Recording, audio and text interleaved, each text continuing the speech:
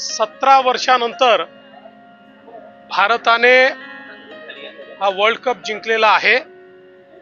सगळ्या भारतीयांना आनंद आहे, कारण 2014 आणि 2023 मध्ये फायनलला आपण त्या ठिकाणी हारल्यानंतर भारतीयांना जे दुःख झालं होतं त्या सगळ्या दुःखावर काल एक प्रकारे फुंकर मारण्याचं काम झालेलं आहे।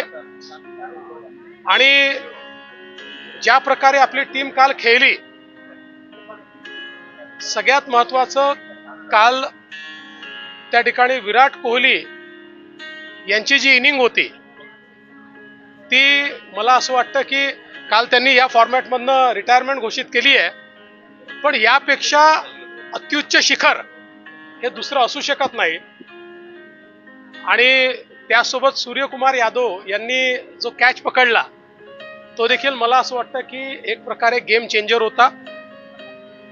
बुमराची बॉलिंग असेल, हार्दिक पंड्याची असेल, एकूणच आपल्या टीमने एक नवीन रेकॉर्ड केला। पूर्णपणे या ठिकाणी अपराजित आपली टीम या वर्ल्ड कप मध्ये राहिली आणि म्हणून भारतीय टीमचं कॅप्टन रोहित शर्मा आणि सगळ्या टीमचं मी मनापासून अभिनंदन करतो। कोण माजी मंत्री? चांगला आहे, आनंद आहे। लोकसभेच्या निकालानंतर आपण सर्वांना जमिनीवर आणलेले आहे।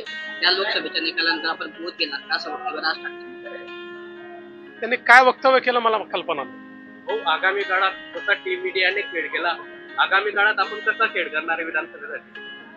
आमचा खेळ देखील तसाच राहणार आहे। विधानसभेची मॅच ही आमची महायुती जिंकेल त्या दिशेने आम्ही अग्रसर झालो।